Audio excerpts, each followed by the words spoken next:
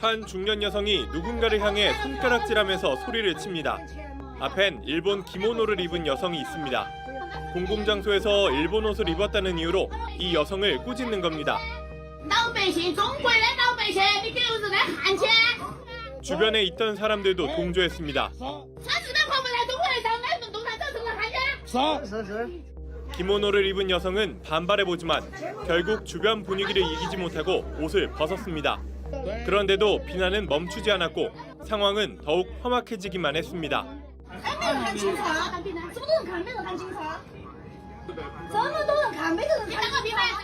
영상이 퍼지며 논란이 되자 결국 이 여성은 공개 사과했습니다.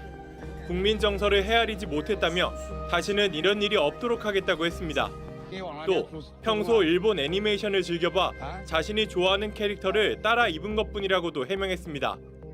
중국에서는 지난 8월 일본 정부가 후쿠시마 오염수를 방류한 이후로 반일 감정이 커졌습니다. 일본으로 항의 전화를 걸거나 중국 내 일본인 학교에 돌을 던지는 일도 벌어졌습니다. 지난 9월엔 중국 당국이 민족 정신을 훼손한 복장 착용을 처벌하는 내용의 법률 개정안을 추진하면서 논란이 되기도 했습니다. 중국 베이징에서 JTBC 이도성입니다. 일본 사이타마현에 있는 한 라면집. 일본 정부가 지난 24일 후쿠시마 오염수를 방류한 이후 항의 전화가 쏟아지고 있습니다. 모시모시.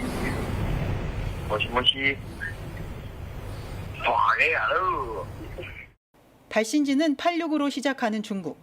식당 사장은 아예 전화 받는 걸 포기했습니다. 中国からのいたずら電話が届いているということですね。時間問わずです。もう営業中もずっと鳴ってましたし、昨日一昨日はもうずっと鳴ってるような感覚ですよね。 후쿠시마현 식재료를 쓰는 도쿄의 한 음식점엔 주말 새 1000통이 넘는 국제전화가 걸려오기도 했습니다. 후쿠시마 오염수 방류 이후 중국인들이 항의 전화로 반일 감정을 표출하고 있는 겁니다. 일본 교도통신에 따르면 중국 칭다오에 있는 일본인 학교에 돌을 던진 중국인이 공안에 붙잡히기도 했습니다. 일본 당국은 비상이 걸렸습니다.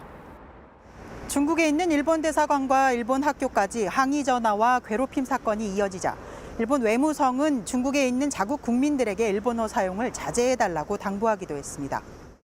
外務省からは中国への滞在・渡航を予定している方や滞在中の方にこうした抗議や嫌がらせに十分注意していただきたい旨のスポット情報を発出したところであります。 중국의 일본 수산물 전면 수입 금지에 이어 반일 감정까지 확산하자 일본은 당혹감을 감추지 못하고 있습니다. 도쿄에서 JTBC 김현혜입니다. 자, 박성훈 특파원. 일단 일본은 중국을 향해서 일본산 수산물 수입 금지 조치를 철회하라고 공식 요구했는데요. 여기에 대한 중국 반응은 어떤가요? 중국은 아랑곳하지 않는 분위기입니다. 오히려 중국 시장관리감독국은 수입 금지 조치가 잘 이행되는지 엄격히 단속하겠다는 입장을 밝혔습니다. 중국 관영 언론도 가세했는데요. 며칠 전 오염수 방류를 영화 고질라에 출연해 비교해 일본을 비판했던 환구시보는 이번에는 방사능 오염 괴물에서 일본을 구한 울트라맨이 지금은 어디로 갔냐며 비아냥대기도 했습니다. 네, 또 중국 정부가 수입 금지 조치한 건 수산물인데 중국인들은 수산물을 넘어서 일본 제품 불매 운동에 나섰다고요? 네, 일본 화장품이 어제 오늘 검색어 1위에 올랐는데요. 이 방사선 피폭 제품이라는 제목으로 일본 화장품 수십 종의 목록이 공개됐고 이 중국인들은 불매해야 한다며 목소리를 높였습니다.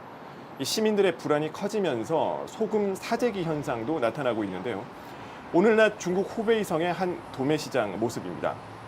이 주민들이 소금을 쌓아둔 창고 앞에 몰려들어 먼저 받아가려고 북새통입니다. 이 소금을 아예 한 포대씩 사가는데요. 이번에는 중국 칭하이성 마트입니다. 이 카트에 식용소금 수십 개를 담아가는 모습입니다.